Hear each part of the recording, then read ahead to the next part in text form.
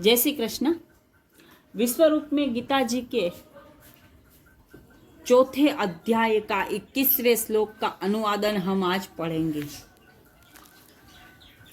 21वें श्लोक से शुरू करके कुछ श्लोकों का अनुवादन पढ़ेंगे। अगर आप प्रार्थना लेना चाहते हो अपने लिए, किसी भी समस्या से तकलीफ में हो, तो आप कमेंट में अपना नाम लिखिए और जय श्री कृष्ण अवश्य लिख दीजिए। आपके लिए भी मैं प्रार्थना कर दूंगी। चलिए शुरू करते हैं।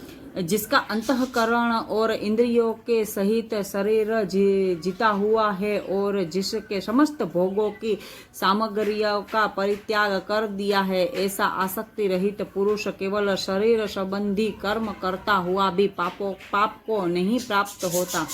जो बिना इच्छा के अपने आप प्राप्त हुए पदार्थ में सदा संतुष्ट रहता है, जिसमें ईर्षा का सर्वथा अभाव हो गया है, जो हर्ष शोक आदि द्वंद्वों से सर्वथा अतीत हो गया है, ऐसा सिद्ध और असिद्ध में सम रहने वाला कर्मयोगी कर्म करता हुआ भी उनसे नहीं बंधता।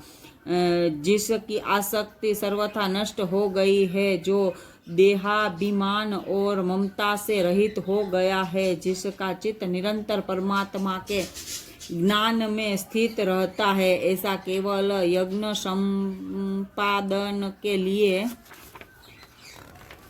कर्म करने वाले मनुष्यों के संपूर्ण कर्म भली भांति विलीन हो जाते हैं।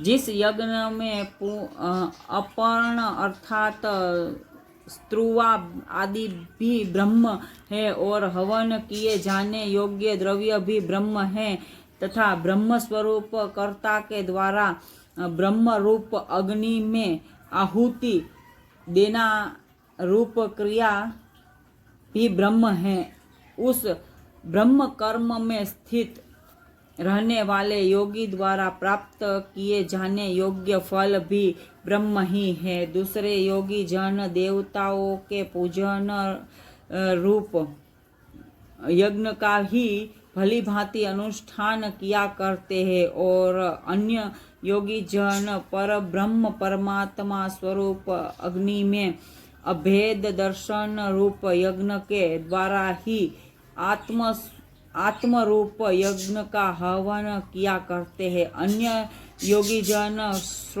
श्रोत्र आदि समस्त इंद्रियों को संयम रूप अग्नियों में हवन किया करते हैं और दूसरे योगी लोग शब्दादि समस्त विषयों को इंद्रिय रूप अग्नियों में हवन किया करते हैं।